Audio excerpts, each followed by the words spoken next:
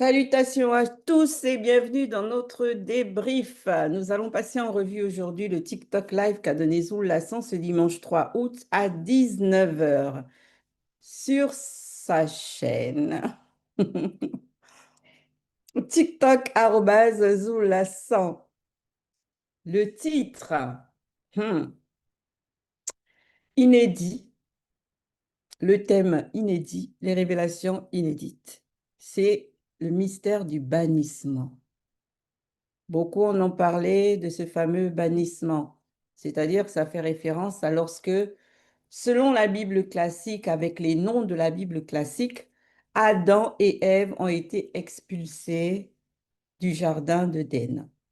Mais là, on va revenir dans l'authenticité, dans le récit authentique. Et on va nous faire voir cette scène-là comme jamais personne ne nous aura fait voir cette scène-là, ni comprendre cette scène, ni expliquer cette scène. Donc, avant que nous, on ne commence notre débrief, quel a été le ressenti de chacun en un mot? Édifié. Restaurateur. Révélateur. Grâce.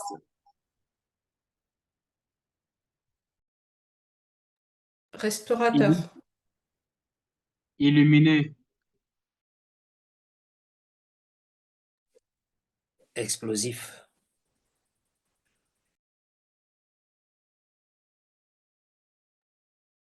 Et pour ma part, c'était révérencieuse. Parce que là, cette fois-ci, il fallait vraiment tirer son chapeau. Nous allons donc du coup poursuivre. La phase 1, intitulée Le jour de la chute. Qu'avez-vous retenu de cette phase? Merci Ngengeti. Oui, les jours ici, déjà, il faut rappeler qu'on est dans le plan astral, donc ça n'a rien à voir avec ce qu'on va appeler le jour dans le plan physique où nous y sommes. Alors, notre ancêtre Moto, il dit ici que le jour où j'ai chuté, je me trouvais là en train de lire dans les étoiles de l'univers. Je m'arrête là, parce que ici, il nous parle de la lecture. Donc, déjà, avec ce qu'il nous dit ici, on comprend tout de suite que la lecture, c'est une activité spirituelle et très importante, surtout que c'est avant la chute. Et c'est Moto lui-même qui était en train de faire cette lecture-là. Donc, on pourrait déjà comprendre qu'il était vraiment dans une fréquence très, très élevée. Il voyait aussi les images de ce qu'il voit et en même temps les révélations qui en découlent. Et il pouvait également capter toutes ces révélations-là. Donc, je marque ici l'importance de la lecture. Et quand même on écoute Zoulou Lassan, les premières des choses qu'on comprend au premier abord, c'est la manière dont il nous apprend à lire. Au départ, il y avait beaucoup d'erreurs, de contradictions dans les Bibles actuelles classiques. Nous avons lu, mais on ne percevait pas cela. Mais avec Zoulou Lassan, on a appris véritablement à apprendre à lire. Donc déjà, je m'arrête là sur ce point de la lecture.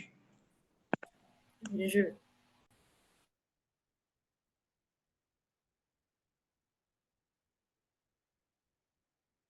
Damien, on ne t'entend pas. On n'a pas de retour de son de ta part. Je vais donc poursuivre dans ce que Abike disait par rapport à la lecture des étoiles par Moto. Et là, on comprend que Moto avait, il connaissait, il communiquait très bien dans l'environnement dans lequel il se trouve. Là, on parle bien du plan astral avant la chute. Il faut savoir que bien avant que Moto ne soit, Moto lui fut. Parce qu'il est bien resté avant que Moto ne soit manifesté. Bien plus tard, il nous fait comprendre que il dit, nous sommes bien, pendant qu'il lisait dans les étoiles de l'univers, il vit la conscience des étoiles perturbée. Et c'était marqué entre parenthèses l'homme moi intérieur. Là, il faut encore savoir que quand Moto était dans ce plan astral-là, il avait la possibilité de voir les entités du grand ordre des choses. Donc, vu qu'il était pur esprit, il voyait, il a pu pénétrer que voilà. Et il dit, c'est bien, c'est précisé, plus tard, il dit, je compris. Là, c'est une précision. Ce ne sont pas ces entités-là qui ont fait savoir à Moto que là où tu es placé, là, ta femme Moto a consommé l'enseignement, la connaissance est interdite. Non, mais c'est juste qu'il a compris, sachant que, entre parenthèses, sachant que ces entités initient Moto au quotidien. Mais là, ils ne l'ont pas dit, mais il a compris. Ça m'a juste rappelé le dépouillement de Joe Kissabe lorsqu'il a dit « je compris de tes têtes ». Bon, là, c'était juste la parenthèse. Là, et dans la continuité, ceci nous montre que Moto était vraiment, vraiment éclairé. Et parce qu'il nous relate les faits avec précision. Oui, moi, je souhaite mettre l'accent sur ce que justement Abiké a touché par rapport à la lecture. Parce que, voyez, toutes les interactions que l'on voit se faire dans les commentaires lorsque Zoulassan est en live, on comprend vraiment et on réalise que beaucoup sont voilés hein, par rapport à la connaissance biblique de l'histoire. Il y a plein de choses qui sont pourtant écrites noir sur blanc sur toutes les versions des Bibles classiques qu'ils peuvent avoir entre leurs mains. Ils vont lire ces écrits-là, mais ne vont pas comprendre véritablement ce qu'ils lisent, ce qui est écrit. C'est ce que Abiké vraiment a pointé du doigt là.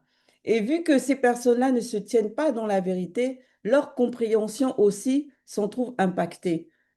Et on le voit par rapport à ce que Daniel justement a touché du doigt, c'est-à-dire que Moto, lui, quand il lisait les écritures, les paroles des entités par rapport à ce qu'ils écrivaient dans la voûte étoilée, lui, il comprenait ce qu'il lisait.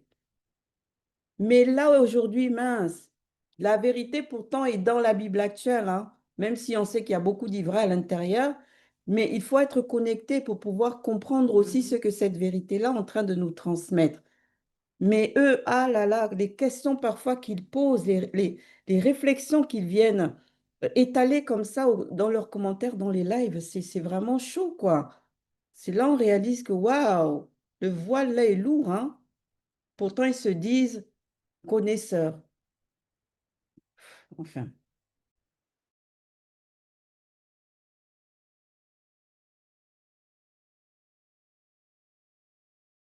Je vais poursuivre alors, je pensais que Damien allait prendre la suite puisqu'il est revenu.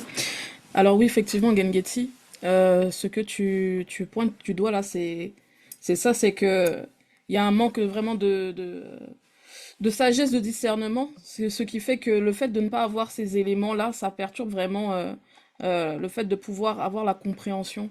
Et donc en fait, c'est terrible. Et moi, ce que je voulais vraiment aborder dans cette phase, c'est toujours sur la lecture des étoiles.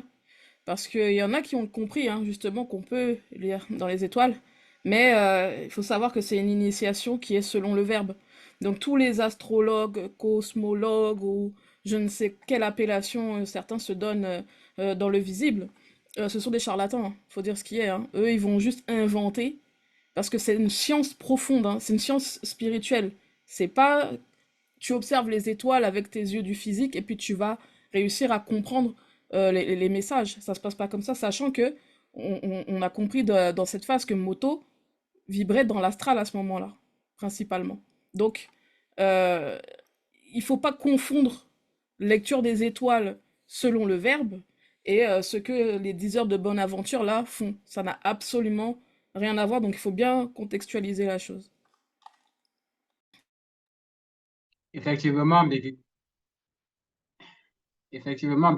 comme tu le dis, ici par Moto, on prend conscience de l'importance des étoiles même, qui ne servent pas seulement à marquer les temps, les saisons et à faire briller de par leur lumière. Mais ici, on nous montre que dans les étoiles, il y a aussi une histoire.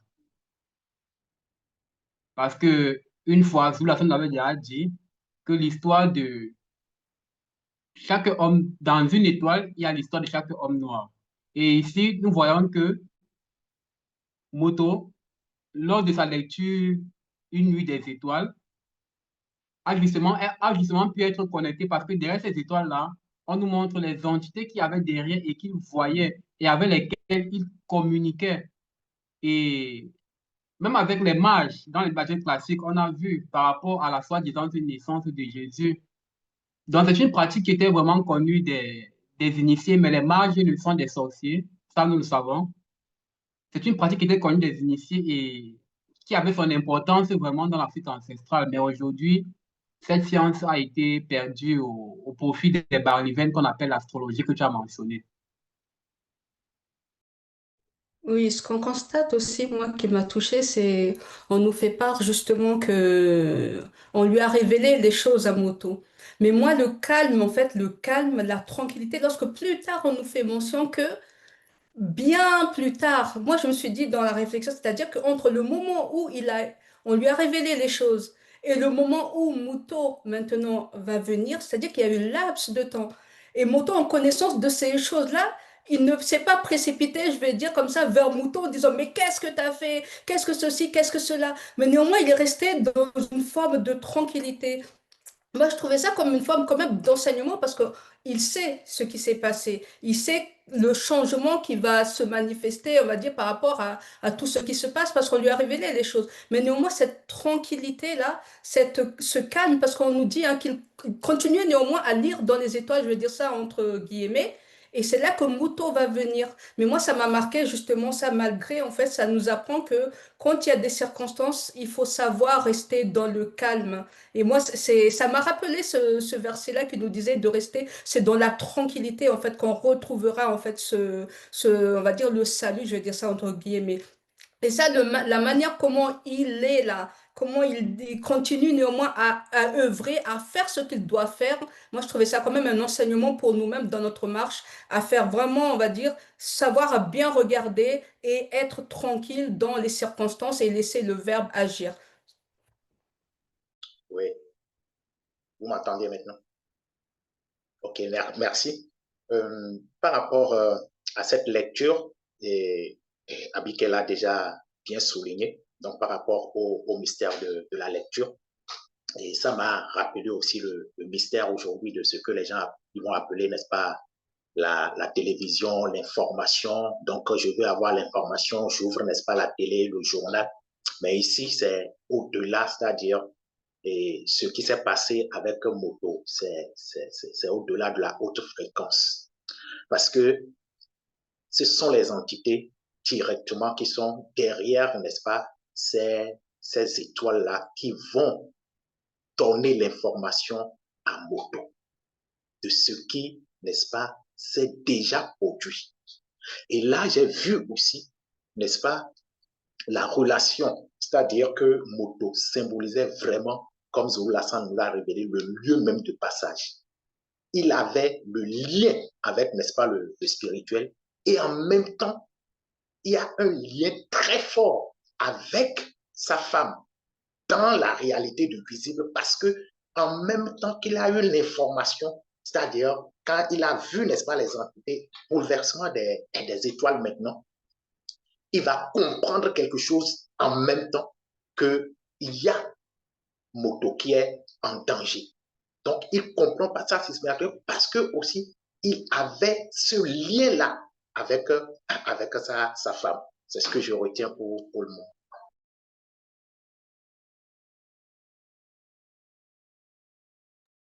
Oui, ce que je peux ajouter à ta suite, Damien, c'est que Zola nous fait comprendre dans cette phase que le monde occulte épie ceux qui sont dans la vérité, ceux qui marchent selon le verbe de l'Oba. Parce qu'on voit que lorsqu'on manifeste le jour, pour qu'on manifeste le jour, il a fallu qu'il y ait un soir et un matin. Donc on voit que certainement le monde occulte à travers Satan, le Mondima Bobé et Njom ont passé la journée à épier, à voir comment les choses se passaient et ont attendu le moment favorable lorsqu'il y a la manifestation de l'obscurité pour passer à l'attaque. Lorsque, je peux dire, lorsqu'on est, pour nous, je ne parle pas de Moto et Moto, pour nous, lorsqu'on est affaibli, lorsqu'on est assoupi, c'est là où il passe à l'attaque. Et l'autre aspect, c'est, comme vous avez abordé, la lecture des étoiles par Moto. moi, je me suis posé la question que lorsque Moto s'est livré à cet exercice-là, est-ce que ce n'était pas aussi pour lui une façon de voir, si je peux dire, sa descendance, sa progéniture, parce qu'on fait comprendre à travers Zulu Lassan que l'homme noir a un lien avec les étoiles. Est-ce que ce n'était pas aussi une initiation par rapport à cette progéniture qu'il allait manifester lorsqu'on regarde la voûte étoilée, on voit cette multitude d'étoiles-là. Bon, moi, je me suis posé cette question-là que certainement les entités gardiennes de la science cosmique étaient en train d'initier Moto sur certainement sa progéniture à venir. Alors, pour ma part, par rapport à cette phase-là, je dirais que j'ai été interpellée par le libre arbitre. Le libre arbitre. Aujourd'hui, en mon humble compréhension, je constate que beaucoup de personnes minimisent la notion du libre arbitre par cette phrase-là de « ah, je fais ce que je veux, je fais comme je veux ». Mais même étant sur le chemin de la sanctification.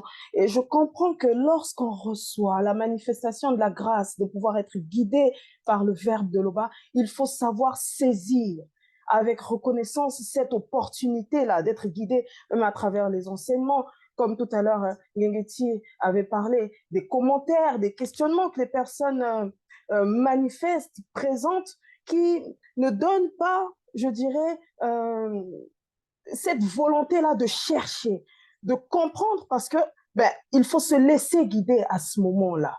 Voyez? Donc, il est important réellement de se laisser guider, de se laisser instruire afin de demeurer sur le bon sens, sur le chemin du bon sens, qui est le chemin de la sanctification. Et même surtout lorsque Zulu Lassan présente ce genre d'enseignement qui ramène à la repentance, à la rédemption, il faut savoir saisir l'opportunité et se laisser tout simplement enseigner. Un peu complet.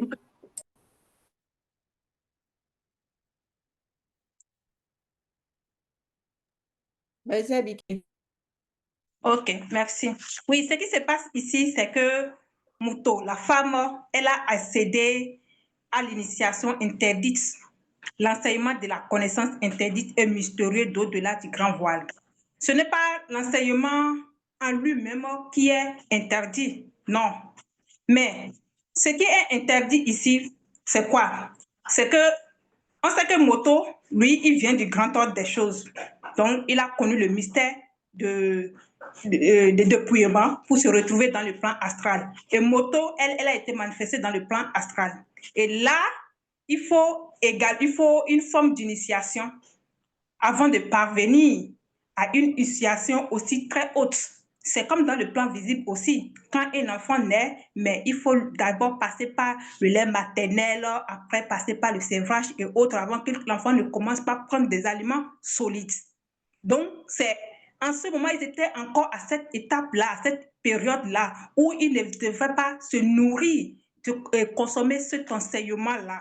Donc, c'est ce que Muto, elle, la femme, elle a fait. Et c'est ça qu'on appelle même la faute, parce que ce n'était pas encore le moment idéal pour pouvoir consommer cet enseignement. Oui. Un point aussi vraiment important que Zulu Lassan a bien recadré par rapport à ce commencement-là de l'existence de l'homme dans le visible, c'est quand il fait vraiment prendre conscience aux personnes qui vont l'écouter que l'homme moto est une âme vivante. Qui dit âme vivante dit qu'il y a une dimension qui correspond à cette âme vivante-là, et c'est la dimension astrale. Donc, tout a été manifesté, tout a été vécu dans la dimension astrale, du moins avant qu'il ne soit banni. C'était ça. Donc, les gens qui viennent nous faire relater que le jardin d'Éden, c'est quelque chose de physique et autres là. Non, réécoutez vraiment avec beaucoup de minutie et de concentration ce live, parce qu'il donne tellement de détails révélateurs et constructif par rapport à l'intellect et la compréhension que personne ne peut passer à côté. Personne ne peut dire que, ah, mais je ne comprends pas ce qu'il dit là. Oh, Non, il est clair et il est précis. Et c'est vérifiable. C'est vérifiable même à partir des Bibles classiques. Donc vraiment, l'homme a été manifesté, on va dire esprit, parce que l'âme, c'est un corps spirituel, et il a vécu pendant un moment dans une dimension spirituelle, qui est l'astral. Il n'y avait pas histoire de physique là-dedans. Pas du tout. Je continue dans la lancée qui est dans la fréquence que Abigail a ouverte quand elle a parlé de l'enseignement consommé par Muto.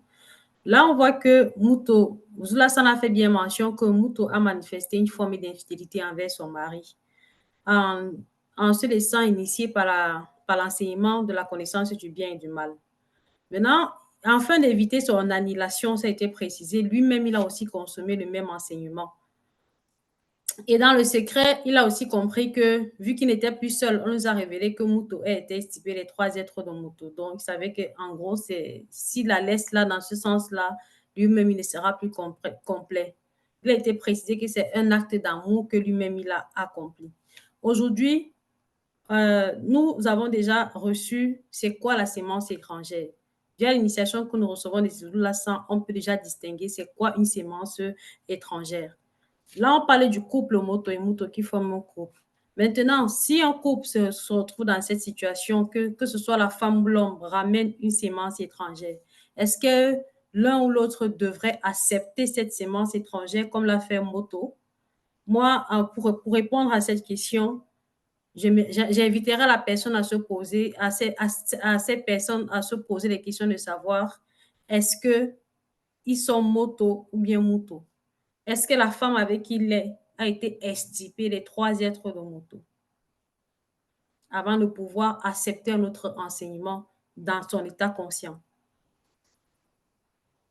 Oui, je voudrais aborder le trouble que Moto a eu, et c'est une grâce terrible par rapport à la révélation que Zorolassan nous donne ici.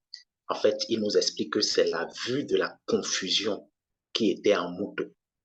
Et en fait, c'est Moto seul qui connaissait le mécanisme vibratoire, je vais dire comme ça, comme Zorolassan nous l'enseigne, qui connaissait le mécanisme vibratoire, n'est-ce pas, de l'extirpation de cette confusion. Donc, ici, je vois encore l'intelligence terrible, n'est-ce pas, de l'ancêtre Moto. Par rapport, on va dire ici, c'est une équation, comme ils vont dire dans le visible, à plusieurs paramètres. À plusieurs paramètres, mais Moto, lui, il comprend directement que, en fait, il y a un paramètre que Satan, le mouvement bobé, le mauvais esprit ne peut pas saisir, c'est le paramètre de l'amour. Et c'est terrible, c'est une protection.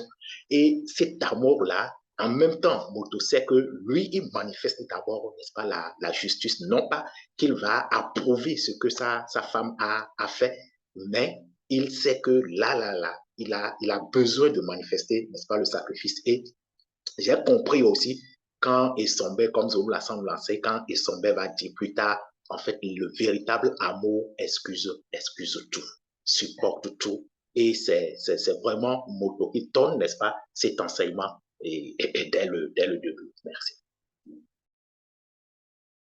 Oui, moi j'aimerais faire un peu le parallèle avec les Bibles actuelles classiques parce que cette histoire-là, elle a été vraiment, vraiment falsifiée, hein. Mais vraiment au point de mettre le personnage de la Bible classique, donc Adam, comme étant quelqu'un de très, très faible, hein. Puisque selon les Bibles classiques, ils vont dire que Ève a séduit Adam.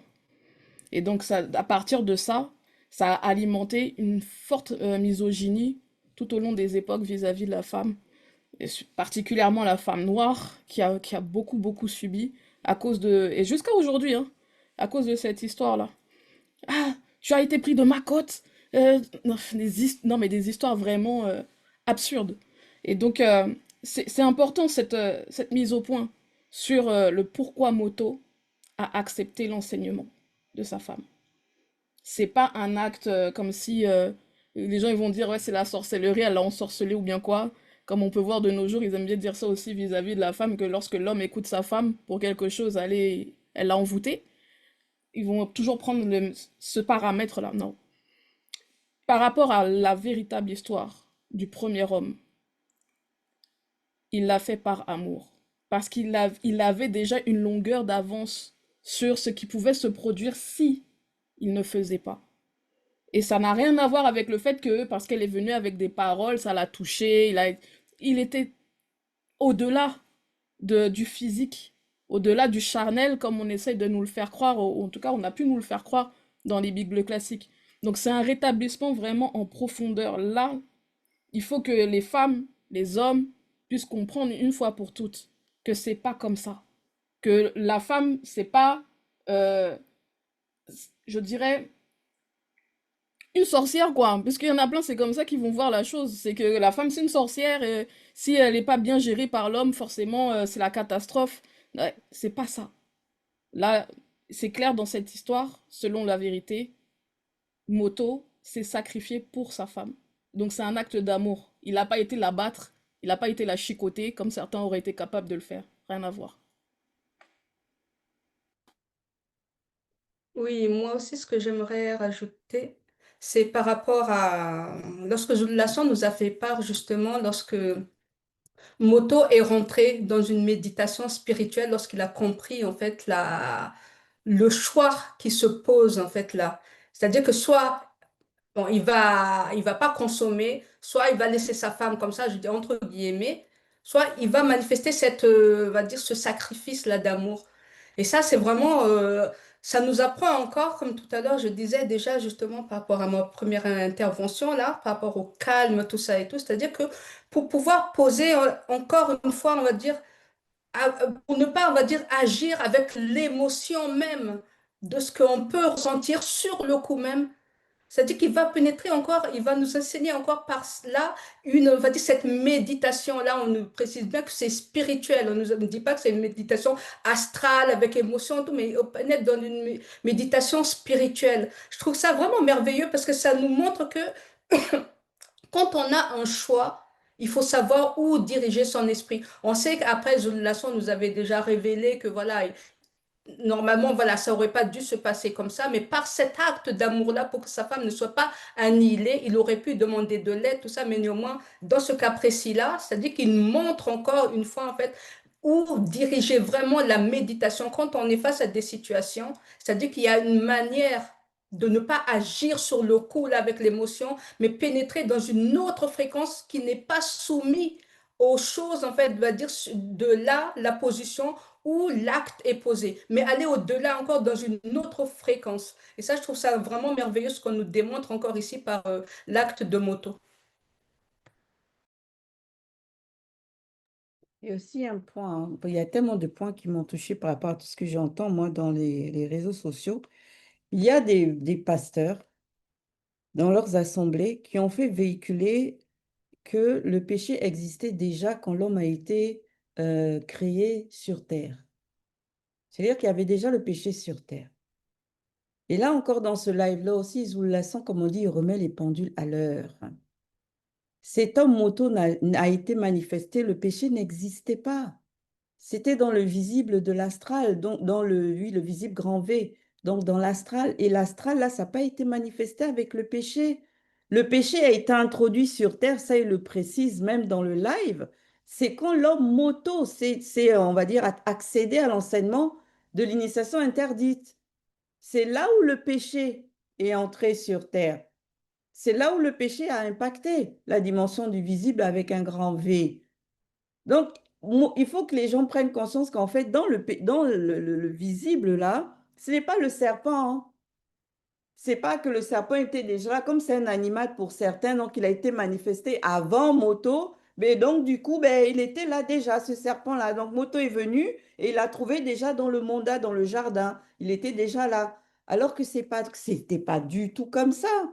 Mais du tout. Ce fameux serpent-là, c'est un dragon serpent, et lui aussi, il a été manifesté, et il n'y avait pas de faute en lui. Il n'y avait rien. Il n'y avait rien. C'est par Moto que le péché est arrivé. C'est là où tout a changé. Parce que Moto, un peu, c'est comme la colonne vertébrale, on va dire, du corps humain. Et quand notre colonne vertébrale est impactée, c'est tout le corps qui est impacté. Une personne qui a été créée pour rester debout, mais si sa colonne vertébrale a une anomalie, ben, il ne va pas se tenir debout. Il va même parfois même être incapable de se lever, rester juste allongé.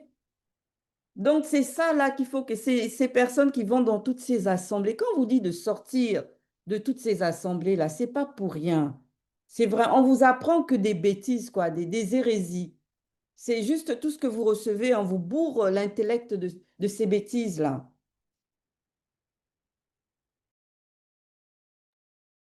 Moi, Ouais, l'autre partie, vas-y, Michel. merci Yves. À ta suite, Gengeti, ce qui me marque dans cette phase, c'est cette grande intelligence que Moto avait.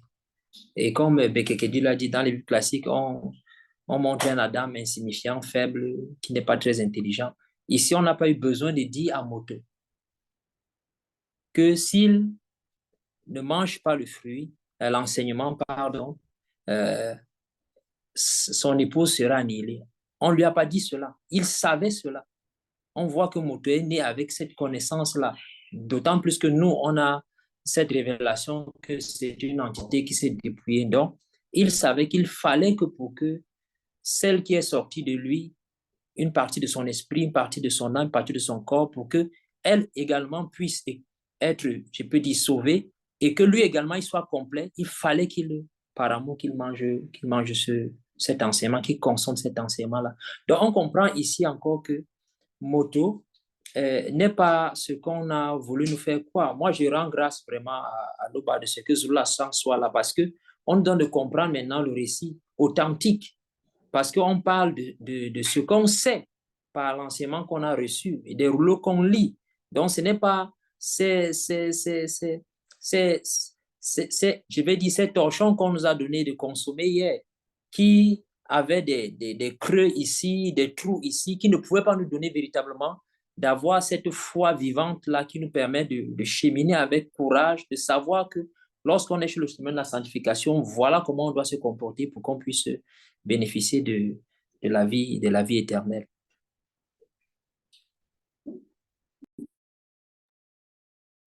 Un point qui m'a aussi touché dans cette première phase, c'est au niveau de la restauration, même par rapport à l'enseignement que Mouto a reçu de Mundima Dibi, la Bobena Boam, qui est l'entité de la science du bien et du mal. Parce que nombreux jusqu'à nos jours pensent toujours que, soi-disant, il y a un Adam et une Ève qui ont mangé une pomme, d'où il y a eu le péché originel. Or, parce que justement, il ne savent pas fait cette différence-là entre l'esprit, l'âme et le corps. Et Zoulasson a fait mention des témoins de Jéhovah qui ne distinguent pas l'âme du corps. Et il y en a plein d'autres. Il y en a même qui ne savent même pas qu'ils sont faits de trois êtres. Donc, ça échappe à beaucoup de personnes, justement à cause de la fausse doctrine. Mais ici, selon l'histoire authentique et originelle, on nous apprend que ce n'était pas une pomme qu'ils ont mangée, comme Mouto a mangé, mais c'est un enseignement qu'elle a reçu et qu'elle ne devait pas recevoir à ce moment-là par rapport à sa condition. Et même dans les Bibles actuelles classiques, parce qu'ils ne savent pas lire leur propre Bible, comme vous l'avez le mentionne tantôt. Jean le Baptiste, lorsqu'il baptisait, il a vu plusieurs pharisiens venir à lui pour recevoir le baptême. Il dit quoi? Il dit, race de vipères, qui vous a appris à fuir la colère à venir? Et il parle, et après il dit, tout arbre qui ne produit pas de bons fruits sera coupé et jeté au feu. Donc, Jean ici, il compare les hommes à des arbres. C'est une métaphore, c'est une métaphore. Et c'est la même chose avec le plan astral, où on faisait des métaphores dans les bâtiments classiques, que les lecteurs n'ont pas compris parce qu'ils sont mal initiés, mal guidés.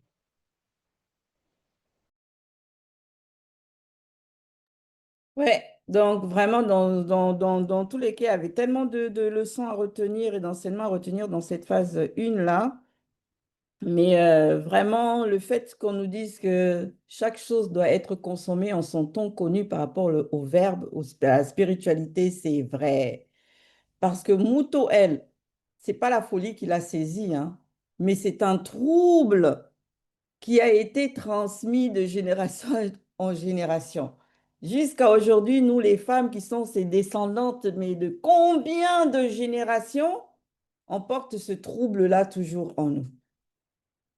Et il y a des gens qui, eux, à force de trop chercher, vont, eux, se récolter la folie.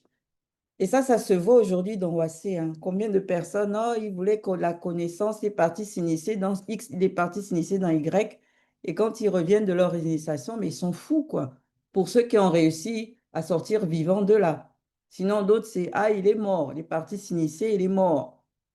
Mais certains, c'est, ils sont fous. Donc, soyons vraiment prudents. Ce n'est pas toutes les connaissances qui sont à nos portées. Chaque chose en son temps, chaque chose en son temps. Apprenons vraiment à développer la patience. Phase 2, révélation du secret de l'enseignement de la connaissance interdite et mystérieuse. Qu'avez-vous retenu de cette phase? Oui, Merci, Ngengeti. Ngegeti à ta suite. Merci, Bekina. Alors, par rapport à ce que tu as dit, hein, je vais juste dire en quelques mots concernant la femme. Il faut le dire, euh, par rapport à ce qui est resté, comme tu as mentionné, ces résidus-là de la femme. Il faut dire qu'au jour d'aujourd'hui, c'est très dangereux. On l'a déjà dit sur des briefs précédents. C'est très dangereux pour une femme qui n'est pas soumise aux lois du verbe de l'Oba, qui ne marche pas sur le chemin de la sanctification, à savoir une non-initiée graciée ou une femme initiée. C'est très dangereux pour une femme qui est hors de cette catégorie-là de pouvoir donner une exhortation ou un enseignement, comme on voit les femmes aujourd'hui sur Internet qui se disent coach, en conseil et autres, mais qui ne savent même pas, je dirais en réalité, ce qu'il en coûte, ce qu'il en est réellement. Elles vont juste se baser sur je dirais une petite expérience pour ensuite apporter une forte hérésie sur les réseaux sociaux qui vont ensuite je dirais, se propager de manière glorieuse selon certains gens qui reçoivent cela. Et comme nous savons toujours, hein, comme Zullasson nous le dit, pour connaître la situation actuelle, il faut aller dès le départ, au commencement de la jeunesse, qui parle bien évidemment de l'acte que notre mère avait pu manifester à cet instant-là, qui n'était pas évidente pour elle, mais au jour d'aujourd'hui, on sait où elle se trouve actuellement, d'où son rattrapage. On verra la suite. Oui, à ta suite, Moeto, parlant de l'acte de Moto, ici, on voit que avant cela, il y a eu une interrogation de Moto. Non pas qu'il ne savait pas déjà, parce qu'il avait déjà lu dans les étoiles par rapport à la perturbation. On a vu cela à la phase 1. Mais c'était pour se sacrifier par amour pour sa femme. Et on a souvent eu à voir ces films où il y a toujours cette idée, cette idéologie-là où le héros va se sacrifier pour sa bien-aimée. Par exemple, dans Titanic, avec Leonardo DiCaprio, on a vu ça. Et il y a plein d'autres films. Et, et ici, moi, ce que j'ai compris, c'est que vraiment, il y a pas de hasard. Toute chose a toujours une origine. Et l'origine même de le héros qui se sacrifie pour sa femme, en fait, on voit que ça vient de moto. En fait, tout vient de moto, en fait. Il n'y a rien qui ne découle pas de moto. Tout ce que l'homme peut faire, moto l'a déjà fait. Il n'y a rien de nouveau sous le soleil. Même mon a dit dans son livre, il y a sous le soleil. Donc, ici, Moto, parce que il connaissait sa mission, de pourquoi il s'est dépouillé, parce que c'est une entité qui s'est dépouillée, qui a été manifestée dans le visible, dans l'astral, d'avant la chute.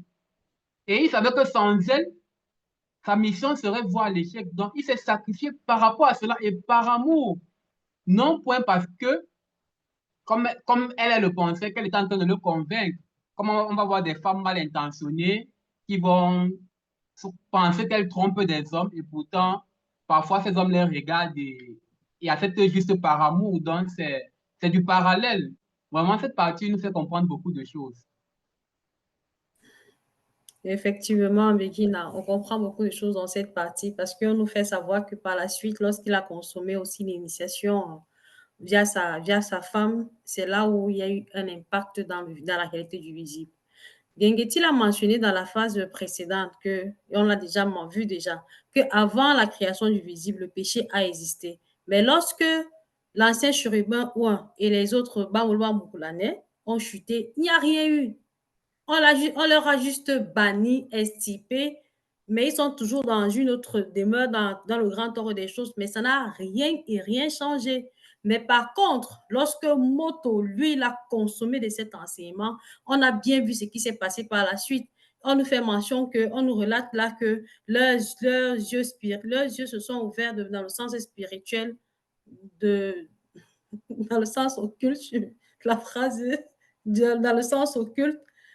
En plus de ça, ils avaient plus la capacité de pouvoir distinguer les trois corps parce qu'avant la chute, ils pouvaient voir leur corps astral, leur corps physique et leur corps esprit. Mais après la chute, ils ne pouvaient plus avoir cette distinction-là. Ils se sont rendus compte qu'ils n'avaient plus leur vêtement de lumière. Et on a vu c'était quoi leur vêtement de lumière dans le live que Zoulassa nous a apporté. Ceci nous montre encore à quel point Moto, notre ancêtre là, n'est pas n'importe qui. Parce que chaque fois qu'on nous dit l'homme noir est l'héritier de l'univers, on ne perçoit même pas l'impact qu'il a dans la création. Mais avec ça, on comprend encore davantage que lui là, c'est... Oui, moi, j'aimerais revenir un peu plus en arrière en lisant le verset suivant.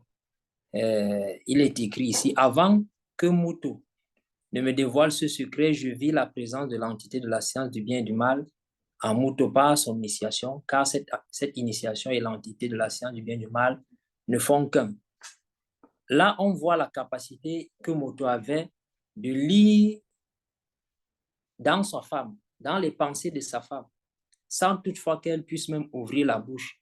Et on le voit même avec certains descendants de Moto, parlant des fils connus de Moto. On voit Joki Saber qui lisait dans les pensées des personnes, qui pouvaient savoir ce que chacun de ceux qui étaient en face de lui pouvait penser. Et ça m'amène aussi à comprendre que pour nous qui sommes en initiation, par tes paroles, par tes pensées, par ton raisonnement, on peut savoir maintenant qui est ton enseignant, quel est l'enseignement que tu consommes. On peut savoir qui est ton maître. Et Zoulassa nous a fait comprendre aussi que si il arrivait que peut-être Joki Saber revenait dans le visible à cette époque-ci-là, et que nous, on puisse parler en fonction de l'enseignement qu'on a reçu, il allait voir en nous cette marque-là, cette marque de Zoulassa, parce qu'on a reçu cet enseignement. Donc, c'est un peu comme le reflet des rayons du soleil qui laisse transparaître la présence du soleil. Donc, il est important véritablement d'assimiler l'enseignement, c'est ce que je comprends ici, et de vivre cet enseignement-là pour qu'on puisse discerner quel est le fruit. Le fruit, s'il sort de quel arbre, le bon ou le mauvais arbre. Oui, merci. Avika, tu veux aller d'abord? Oui, parce que ce qu'il a dit là, c'est exactement ce point que je voulais aborder. Parce que l'initiation, c'est la base de la spiritualité. C'est une des bases de la spiritualité. Les entités du grand ordre des choses reçoivent l'initiation. Dans le plan astral, il y a l'initiation. Nous aussi, dans le plan visible, on passe par l'initiation. C'est très, très important. Je laisse même le fait que Moto, elle a consommé cet enseignement, c'est-à-dire, c'est la faute. Mais je prends le fait que quand elle a reçu cet enseignement, c'est-à-dire, elle a digéré l'enseignement. En elle, Moto pouvait voir cette initiation-là directement. C'est en cela, quand nous qui écoutons les enseignements de Zoulassa, quand quelqu'un vient se présenter pour dire que lui, il est ci, il est ça, là, on regarde la personne là, on voit même que ce que la personne dit n'est même pas en accord. C'est-à-dire que ce n'est pas pour mépriser, mais on voit que franchement, il n'y a rien. Et quand Zoulassa parle souvent, il dit « Regardez-moi, qu'est-ce que vous voyez ?» Vous-même, vous pouvez témoigner. Pour dire quoi? L'enseignement, l'initiation est au-delà de tout ce que vous pensez là. c'est très, très fort. On porte cela et par cette initiation, on peut reconnaître là où tu viens, comme Bomo vient de dire. Donc, c'est ça même une des bases de la spiritualité. C'est très, très important. Et ici, on voit que Muto, elle est amène même d'enseigner aussi parce qu'elle porte cet enseignement-là, parce qu'elle est initiée aussi. Oui, oui, Abiké, oui, je voudrais voir ça dans un autre sens. J'avais réfléchi, je me suis dit, mais quand Muto est venue et voir Moto, c'était là, en fait, elle était joyeuse, elle était contente d'apporter, on va dire comme ça, c'est comme si elle a trouvé un beau cadeau, donc qu'elle vient pour présenter à Moto, mais c'est ça en fait, ce n'est pas une faute volontaire, mais sans savoir que ce cadeau-là, c'était vraiment, on va dire, entre griffes, empoisonné. Mais j'ai compris aussi quelque chose. J'ai compris que Muto n'a pas été abandonné. Parce que le moment de quitter, c'est-à-dire l'entité, pour venir jusqu'à sa source qui est Moto, il y a une forme de protection. Malgré même qu'elle avait consommé, elle avait désobéi. C'est-à-dire, il n'était pas permis que, c'est-à-dire le monde occulte puisse, n'est-ce pas, c'est-à-dire la voir parce que aussi Moto n'a pas encore consommé l'enseignement. Et c'est vraiment, terrible. Maintenant, par rapport à ce que Moto lui-même a percé, du fait que, en fait, si il ne consomme pas, il y aura l'annihilation, n'est-ce pas, de Muto et aussi en même temps son inachèvement. C'est là où, comme Bohm l'a dit encore, c'est-à-dire l'intelligence terrible de Moto, que, c'est-à-dire le monde occulte ne peut pas saisir en ce moment. Mais depuis là, nous parlons, n'est-ce pas, de Moto. Mais en réalité, c'est-à-dire l'acte que l'ancêtre Moto a posé, c'est au-delà de ce qu'on peut concevoir ou imaginer, parce que s'il n'avait même pas posé, on ne sera même pas en train de faire le débrief aujourd'hui. On ne pouvait pas être, parce qu'on ne peut même pas exister. Donc, c'est que nous-mêmes, on devrait sauter de joie. Daniel, je crois que Carmela est en train de dire ton temps de parole, mais on ne l'entend pas. Je lis sur ses lèvres qu'elle est en train de dire 2 fois ton temps de parole. Ok, je vais prendre la suite. Du coup, je vais prendre la suite par rapport au point que tu as touché. Il y a quelque chose justement par rapport à l'état de conscience que Muto a manifesté là, par rapport, comme tu as dit, elle est venue vers son mari avec cette candeur là, genre l'enfant qui a découvert quelque chose, qui a appris quelque chose et puis qui vient dire, ah ben tu vois chérie, regarde et tout ça. Alors que bon, malheureusement, on sait que c'était quelque chose de négatif. Mais néanmoins, ça m'a beaucoup touché que Zulasso nous permette justement de discerner ce côté, cette candeur spirituelle que Muto manifestait là. Et après, on comprend d'autant mieux pourquoi, même dans la Bible classique, on dit qu'il faut laisser les enfants venir on va dire, à Jokisabe, qu'on ne doit pas les en empêcher parce que justement le royaume de cieux appartient à ceux qui sont comme eux, qui ont leur état de conscience des enfants. Et c'est vraiment ce que Mouton, en fait, elle a manifesté. Pourtant, on sait que, ô combien, il n'y a plus jamais eu une seule femme qui a été manifestée dans l'existence qui rivalise son niveau de spiritualité ou son niveau de connaissance. Mais néanmoins, aussi haut qu'elle pouvait se trouver au niveau de l'échelle de la capacité spirituelle et de la connaissance spirituelle, elle manifestait cette candeur-là, ce côté, cette pureté, comme on dit, de l'âme, là, par un comportement qui est simple et qui est sincère. Elle arborait tout comme ça avec sincérité et simplicité. Et ça, c'est un grand, grand enseignement aussi que, même si on sait que ça l'a conduit après à faire ce qu'il ne faut pas, mais néanmoins, c'est un grand enseignement que Mouton aussi donne comme ça, surtout à la femme notamment, et aussi à l'homme, hein, aussi parce que certains, quand ils se disent avoir de la connaissance, ça s'enfle d'orgueil. Oui, moi, ce que je retiens aussi ici, c'est le lien entre la semence et celui qui va produire, parce que là, on voit justement, comme Otto nous fait mention, je me laissais donc enseigner par l'entité de la science du bien et du mal à travers Muto. Donc je me suis dit, mais en fait, finalement, lorsque que ce soit le bien ou le mal, on va dire du côté du monde occulte ou du côté de la parole, du verbe, c'est-à-dire que quand on va planter une semence, il y a un lien. Ça va produire, comme Baume disait tout à l'heure, déjà de savoir le fruit, l'arbre, là, quel fruit va sortir. Et là, moi, quand je voyais ça, on voit en fait que la semence, c'est vraiment vivant.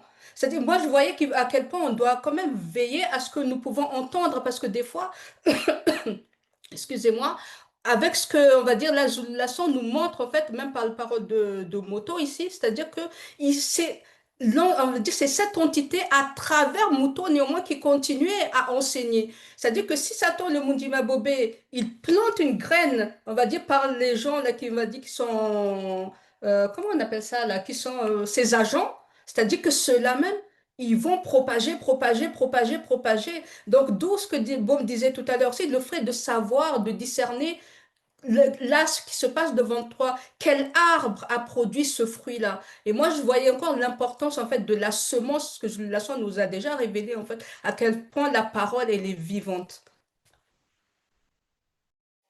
Ouais. Moi, j'aimerais encore toucher quelque chose par rapport aux croyances actuelles. Vraiment, hein. Les gens manquent de respect hein, au premier homme, je trouve, à travers l'histoire d'Adam. Quoique, il n'y a pas de... En soi, il n'y a pas de similitude, mais vu qu'ils se basent sur ça pour dire que le premier homme, c'est Adam, et il y en a plein qui croient à ça, vraiment, c'est... Il y a des gens qui pensent qu'ils sont mieux que lui, qui sont plus forts, ils auraient pu résister, qu'ils auraient pu ne pas commettre, ne pas pécher. Mais là, avec la profondeur qu'on a là, il faut vraiment être conscient que le premier homme, qui est Moto, n'était pas n'importe qui. C'est pas notre camarade.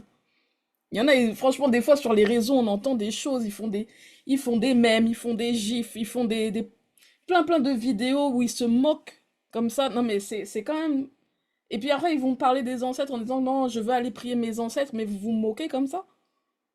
En fait, ça n'a aucun sens. C'est là qu'on voit la confusion qui règne véritablement et qu'il n'y a que Zulu Lassan qui pouvait rétablir l'histoire et aussi faire en sorte que chacun puisse doser un petit peu que là, dans cette réalité de la chute, la chute, la chute, la chute dans laquelle nous sommes là, c'est chaud comment on est loin du niveau spirituel même de Muto qui a eu à commettre ce qu'elle a commis. Donc, il faut vraiment faire attention aux termes qu'on peut employer, à la manière dont on considère les choses. Parce que Moto était terriblement puissant, mais vraiment. L'acte qu'il a posé, là, moi, je vois pas quel homme de nos jours est capable, si ce n'est Zulu Lassan, de poser ça comme ça, de se dire que bon, je vais te couvrir, je vais te... Non. Des fois, pour une marmite de riz, là, l'homme est capable de se fâcher pendant 4 jours. Hein. Non, franchement, sérieux. C'est chaud. Oui, une autre chose aussi qu'il a touché, là, ça m'a aussi particulièrement touché, c'est quand il transcende l'intellect de tous ceux aussi qui vont suivre encore une fois ce TikTok live, c'est quand il parle que leurs yeux se sont ouverts. Les gens terre à terre, là, ils vont se dire que, mais attends, il vient de parler de quels yeux, là? C'est pas qu'ils voyaient déjà, donc c'est dire qu'ils avaient les yeux ouverts. Donc c'est dire que l'homme, là, il y a des paires d'yeux qui sont cachés, fermé quelque part, et puis à un moment donné, ça s'ouvre et tout, et puis ça se referme, et ça s'ouvre et ça se referme. Ça n'a absolument rien à voir, ça n'a absolument rien à voir. Qu'on dit aux gens qu'il faut vraiment suivre les enseignements que donne Zulu Lassan, ça rend vraiment intelligent, hein. Et ça ouvre les yeux, justement. Ça ouvre les yeux sur différentes dimensions, différentes choses qui existent dans lesquelles on n'avait pas conscience. C'est ce que ça veut dire, en fait, quand il dit les yeux qu'une personne, leurs yeux vont s'ouvrir. C'est qu'ils vont prendre conscience de quelque chose que jusqu'alors, ils n'avaient pas conscience. Ils vivaient dans un environnement, mais ils ne voyaient pas le revers de cet environnement-là. Et à cause du péché, justement, leurs yeux se sont ouverts par rapport à l'environnement occulte, par rapport à la présence de Satan, le Mundima Bobé, de tous les démons, pas les démons parce que les démons n'existaient pas encore, mais des anges déchus et de toutes ces choses qui sont négatives là. Parce qu'eux, ils étaient comme dans un cocon. on avait manifesté un véritable cocon pour eux, où tout devait se faire, ils devaient vivre toute leur existence, accomplir leur mission, c'est-à-dire manifester le nombre connu. Mais malheureusement, on sait qu'il y a eu un mais. Donc c'est ça, c'est comme par exemple mes grands-mères, elles avaient l'habitude de dire, quand elles voyaient une jeune fille, elles disaient, oh celle-là, elle a déjà les yeux ouverts. Tu sais, et souvent, on se posait la question, mais qu'est-ce qu'elles entendent par elle a les yeux ouverts? C'était tout simplement pour faire prendre conscience que cette jeune femme-là, qui normalement n'est pas censée savoir certaines choses à son âge, mais à son âge, elle avait déjà, par exemple, la connaissance des hommes. Ça disait qu'elle a les yeux ouverts. C'est ce que ça Parole. veut dire. Oui, si je peux aussi ajouter quelque chose à ta suite, Gengeti. J'ai apprécié le fait que Zulasan nous ait révélé que avant la chute, Moto avait cette capacité de voir ses trois corps, son corps spirituel, son corps astral et son corps physique. Il avait cette capacité parce qu'il n'y avait pas de barrière entre son esprit, son âme et son corps. Contrairement à ce que les témoins de Jéhovah veulent nous montrer dans leurs brochures, dans leurs livres, qui ne donnent pas la vie, qui conduit à la mort, ils nous montrent d'abord dans leur paradis, entre guillemets, des gens qui ont des vêtements faits de main d'homme, qui sont confectionnés dans cette réalité. Pourtant, Zula nous fait comprendre que le vêtement de l'âme, avant la chute, c'était la manifestation de la gloire de l'esprit de Moto. Donc, pour une fois de plus encore, ces gens-là qui dessinent des choses qui n'ont rien à voir avec la vérité, il faut qu'ils arrêtent d'amener les gens à la perdition, d'amener les gens à la mort, parce que Zula nous fait comprendre que dans l'astral, les choses ne sont pas semblables à ce qu'on voit dans la réalité de la chute. Il ne s'agit pas de vêtements faits avec le coton, avec le lin, avec les choses qui périssent ici. Non, ce n'est pas ça. Donc, on dit merci à Zula parce qu'il nous donne de comprendre les choses selon la vérité. Oui. Alors, on poursuit, on va à la phase 3, intitulée Intervention et sentence du Mutatedi et les phénix, oiseaux fabuleux. Qu'avez-vous retenu de cette phase? Merci, Ngegeti. Oui. Merci, Damien. Donc, j'ai regardé un peu la définition selon les moteurs de recherche de ce qui donne de l'oiseau de phénix. Ils disent oiseau fabuleux qui avait le pouvoir de renaître de ses cendres après s'être consumé. Premièrement, ces personnes qui ont rédigé tout ce qu'on retrouve dans les moteurs de recherche là, concernant cette définition-là, on sait que c'est l'image, même avec l'image qu'on retrouve là, c'est faux. Parce que ils ont été, non seulement ce sont les sensations sur le mensonge, et on sait qu'ils ont été inspirés par le monde occulte. Ou alors, ce sont des copies des noms initiés qu'ils ont pris, ils ont falsifié, parce qu'il y a aussi cette origine-là, ça qu'il faut bien mentionner. Deuxièmement, dans leur définition, ils laissent croire que la réincarnation existe lorsqu'ils parlent de pouvoir de renaître de ces centres. Or, on sait aujourd'hui que c'est un mensonge. Via le livre mystérieux, on a la révélation qu'ils n'ont point chuté. Ça veut dire qu'ils sont restés dans la dimension de l'astral avant la chute. Donc, lorsque Moto a connu même la condition du visible, ces oiseaux phénix n'étaient plus là. Donc, tout ce qu'on regarde, on regarde encore aujourd'hui, on observe tous les petits dessins qu'on nous montre là, on sait que c'est du mensonge. Ils n'ont jamais vu l'oiseau phénix de leur vie, jamais, parce qu'il n'a jamais fleuré la condition du visible. Et en plus même de ça, on nous fait savoir qu'ils ont été enlevés du plan visible, parlant ici là du plan astral avant la chute.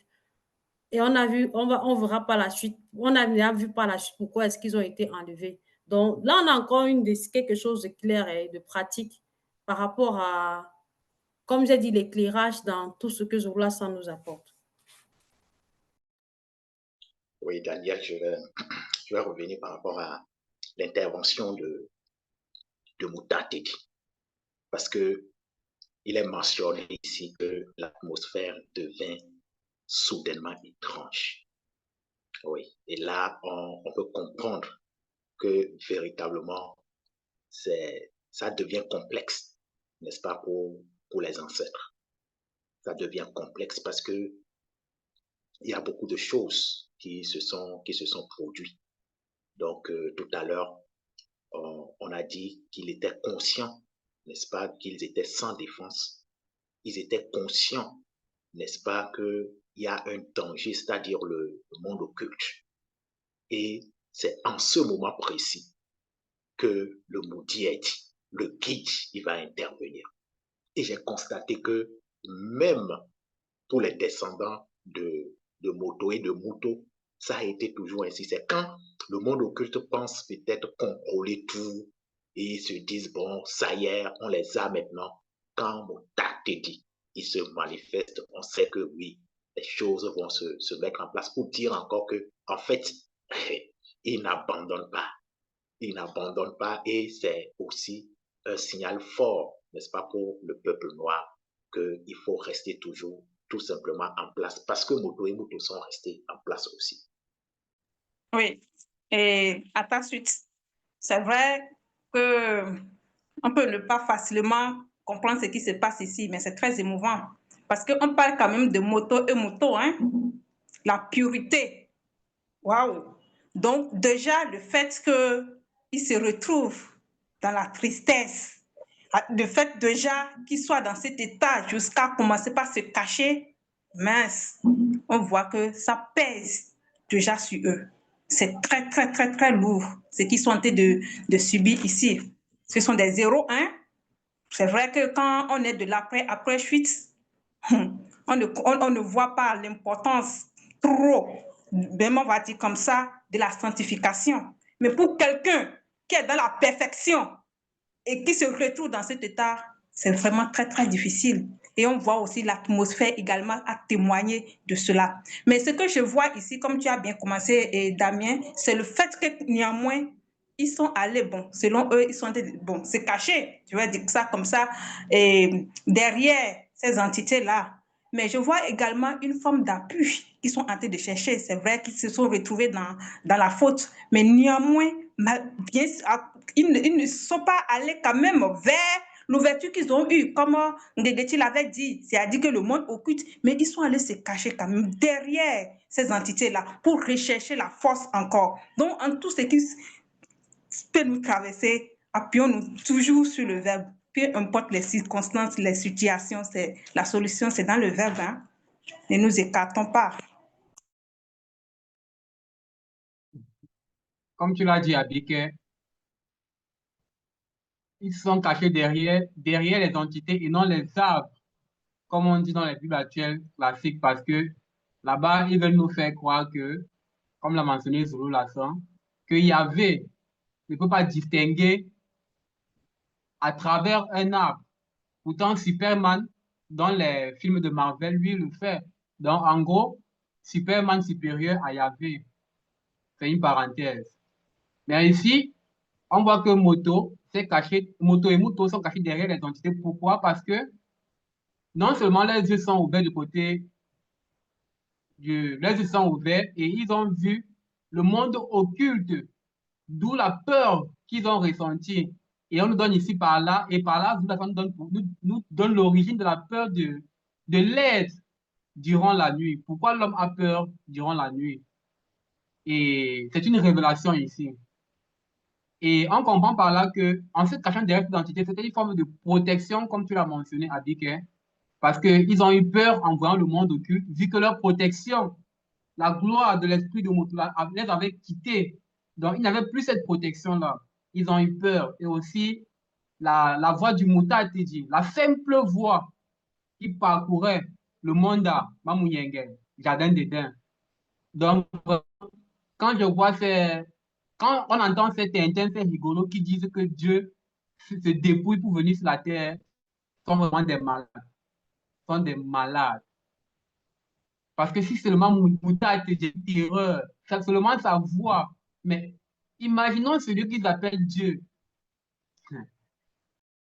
Oui, à ta suite, Bekina, il faut dire, hein, on ne peut imaginer, je dirais, l'atmosphère qui pouvait se manifester à cet instant-là, à cette époque-là, par rapport à cet événement-là.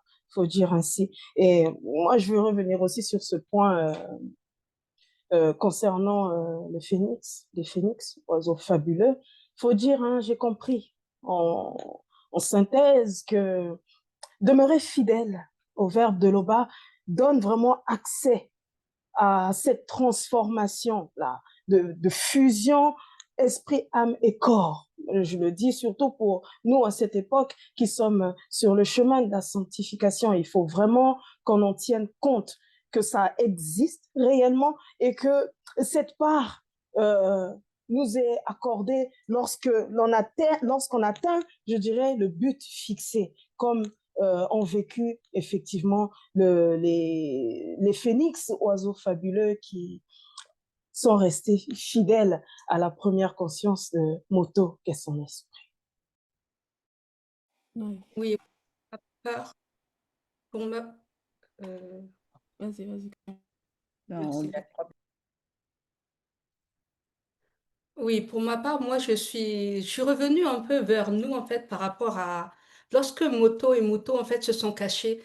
Ça m'a permis de comprendre encore plus pourquoi, à notre époque maintenant, c'est-à-dire que quand on a des frères et des sœurs, lorsqu'on fait des bêtises, on va essayer d'aller chercher de l'aide par rapport à ce frère et sœur-là, d'essayer de nous cacher derrière pour essayer de camoufler la sentence, pour essayer de c'est-à-dire il y a ce lien-là, c'est-à-dire qu'on ne peut pas vivre des choses que Moto et Muto, ils n'ont pas vécu, je vais dire ça comme ça, que nous-mêmes, on va manifester les choses. Moi, quand je me suis dit, mince, quand on voit les enfants, là, ils font des bêtises, elle dit non, il va aller vers l'autre là-bas pour essayer de camoufler, pour essayer de chercher de l'aide. En général, c'est entre frères et sœurs, hein. Et soit le grand frère, soit c'est la petite sœur, tout ça et tout, mais on va chercher de l'aide. En fait, ça veut dire que c'est quelque chose qui a été déjà manifesté depuis. C'est-à-dire que le fait de demander l'aide et tout par rapport au grand frère. Mais là, là comme la sœur nous avait dit, en fait, c'est que eux, dans leur conscience, ils avaient, on va dire, peur par rapport à ce que Moutate dit, à les manifester, tout ça. Et donc là, et en fait, on nous montre que non, en fait, c'est que il y a toujours ce lien là entre Moto et les descendances, en fait, par rapport à l'acte, par rapport à tout ce qui va se manifester après. Et moi, je trouvais ça vraiment remarquable ce qu'on on nous montre ici encore une fois, c'est-à-dire que il n'y a pas de séparation. C'est pas comme on nous montre dans la Bible classique où ah, voilà, ça dit qu'il y a une séparation entre le Nouveau Testament, l'Ancien Testament plutôt, le Nouveau Testament, c'est-à-dire qu'il y a toujours cette forme de continuité là. Et ça, je trouve ça remarquable qu'on nous montre encore ça ici, quoi. Ouais. La spiritualité, hein, c'est pas la religion, hein. C'est ça, dans cette phase, on comprend encore plus que ça n'a rien à voir. Parce que il y a une phrase hein, qui nous démontre déjà que Dieu, selon les religieux là, n'est ni omniprésent, ni omnipotent, ni omniscient, il sait rien. Il descend dans le jardin et puis il dit où es-tu? Genre il cherche sa créature, il sait pas où il est. Non mais et c'est ça, c'est cette créature-là que beaucoup de personnes adorent. Ils vont vouer des cultes à tout va à Dieu, soi-disant, pensant qu'ils sont dans la vérité. Voilà, c'est ça la Dieu. Il ne sait pas où est sa créature. Selon la vérité, c'est pas ce qui s'est passé. Et ça, c'est encore un rétablissement, c'est vraiment révélateur ce que Zulasan nous a donné là dans cette phase. Mutat est dit, l'entité qui guide et qui intronise les initiés lui dit, où t'as porté ta volonté? Pour montrer que Moto a fait un choix. Que Moto a fait un choix. Il a eu à choisir et voilà où lui a porté sa volonté. Donc cette deuxième conscience. Ça n'a absolument rien à voir avec ce qu'ils peuvent dire dans les Bibles classiques. Donc franchement, ça fait beaucoup de fois hein, que Zula s'en détaille. Vraiment pour montrer que Dieu là, c'est une mauvaise copie, c'est une usurpation, mais terrible, que ça conduit à croire à tout et à n'importe quoi. Là, c'est encore une preuve. Pour ceux qui en veulent, qui ne comprennent pas, qui ne lisent pas, comme on avait dit tantôt, voilà encore une preuve que Dieu, là, c'est une créature. Ouais. Moi, je vais aussi revenir sur le point par rapport au phénix. Vraiment, ce sont des oiseaux déjà que moi, personnellement, qui me fascinent. Combien même, j'en ai jamais vu, hein. Je n'ai pas vu un seul. Mais par rapport aux descriptions, à ce qu'on va raconter d'eux, et là encore plus par rapport à la description que nous donne Zoulassan et comment ils sont, ça me donne vraiment envie d'en voir un si un jour le Père permet que je puisse voir un phénix un jour dans mon existence, quoi. Mais bon, bref, ça, c'est une parenthèse. Ils sont vraiment fabuleux, ces oiseaux-là, et ils ont vraiment quelque chose de particulier, une connexion vraiment particulière avec les entités du grand ordre des choses. Parce que beaucoup d'autres, il nous a révélé, beaucoup d'animaux ont préféré, on va dire, se sacrifier et suivre la deuxième conscience de Moto. Mais eux, ça a été que nenni. Eux, ils sont restés fidèles à la première conscience de Moto. On pourrait se poser plein de questions, mais pourquoi? Est-ce que c'est parce que justement, ils sont les tout premiers volatiles à avoir été manifestés, donc ça fait qu'ils connaissent mieux Moto, ils sont restés plus longtemps avec lui que les autres? Mais en fait, même si on va dans cette réflexion-là, ça n'a pas de sens toujours parce que les autres aussi sont restés quand même néanmoins très longtemps avec lui. Mais moi, j'ai juste discerné qu'en fait, ces oiseaux-là, ils ont pu pénétrer quelque chose que même Satan, le Mundi Mabobé et les Bamuluma Bungolane n'avaient pas pénétré. C'est le fait de savoir que, quoi qu'il advienne, que même si Moto avait chuté dans sa deuxième conscience, cette conscience-là n'allait pas être annihilée. Donc, ça fait que pour eux, qu'il aille dans cette deuxième conscience, ce n'était qu'un au revoir. Ils savaient qu'il allait le retrouver dans tous les cas. C'est pour ça qu'ils sont restés fidèles à cette première conscience qui est Moto en vérité. C'est lui. Donc, du coup, ils ont juste dit, OK, on se retrouve en gros là-bas. Et ça, c'est juste ouf. C'est juste ouf quand on y pense, quoi. C'est juste merveilleux. Oui, à ta suite, Gengeti, ce que moi je perçois aussi dans cette phase, c'est je vois un peu la faute de Moto et Moto comme le lien qui s'est brisé dans cette conscience collective entre eux et la création et l'animalité. Parce que lorsqu'on parle de cette atmosphère qui a été perturbée, c'est un peu comme cette perturbation que lui-même il a subie à l'intérieur qui a propagé une sorte d'onde dans toute la nature. Et comme tu l'as dit, on voit que maintenant, certains animaux avaient ce libre arbitre-là, soit de suivre la première conscience ou de suivre la deuxième conscience. Et moi, je vois aussi le fait que Moto se soit caché comme une forme d'humilité, parce qu'on sait aujourd'hui que certains font le mal, ils savent qu'ils ont mal fait, mais ils se mettent avec un certain affront devant, ils n'ont pas de remords, mais Moto, lui, on a vu, il a laissé cacher. Il a laissé cacher. C'est une forme aussi d'humilité, c'est une forme de crainte qu'il a éprouvée parce qu'il savait qu'il avait mal fait et qu'il s'exposait ici à un châtiment, à une sentence. Donc, moi, je vois aussi cette façon de faire là comme une forme d'humilité qu'il a manifestée devant ses grands frères. Oui. On peut ajouter quelque chose. Non, on va poursuivre, Damien, vu le temps. Nous allons aller sur la phase 4. La phase 4 qui a été intitulée Benon Moussanguissédi, entre parenthèses, Phénix en temps quantité. Qu'avez-vous retenu de cette phase? Oui, merci, Ngengeti. On voit bien ici, déjà même la description de ces entités-là, c'est terrible, comme tu avais déjà mentionné. Et Sel Zulu Lassan nous conduit dans toutes ces révélations. Et ici, on voit que ces entités ce sont ces entités-là qui sont venues pour, bien sûr, accompagner, pour enlever, je vais même dire, ces phénix-là, ceux-là qui sont restés fidèles à la première conscience de Moto. Et là, on comprend que déjà, ils sont les représentants. Mais ce qui m'a aussi fasciné ici, quand ces entités-là sont venues, c'est-à-dire les Bénor, Moussang, Gisedi, bien qu'ils savent que Moto a chuté et que là, ils devaient quand même avoir une sentence, je vais dire, ils n'ont rien dit à Moto. Il a fallu que Mouta te dit, lui-même vienne maintenant pour pouvoir parler à Moto. Donc, pour voir encore l'ordre qui règne dans le grand ordre des choses, comme son nom le dit. Donc, quand ils sont venus, ils ont fait ce qu'il y a à faire. Et puis, ils sont repartis tout simplement. Oui, effectivement, à Biquet, ça m'a aussi marqué. Et là aussi, c'est une grâce terrible parce que malgré, n'est-ce pas, la faute, il est permis à Moto de voir toutes ces entités-là. Donc, la description, on peut comprendre, c'est-à-dire la puissance, l'intellection, la beauté de ces entités.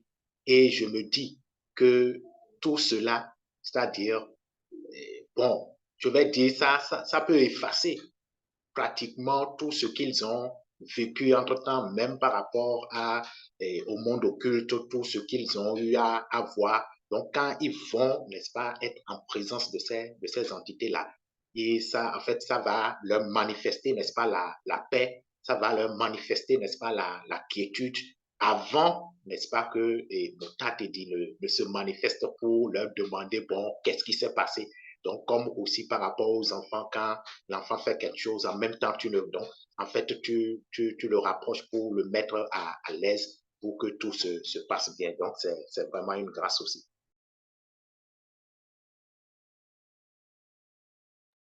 Oui, et c'est là qu'on comprend aussi, en tout cas, dans cette phase-là, l'identité profonde des phénix, oiseaux fabuleux.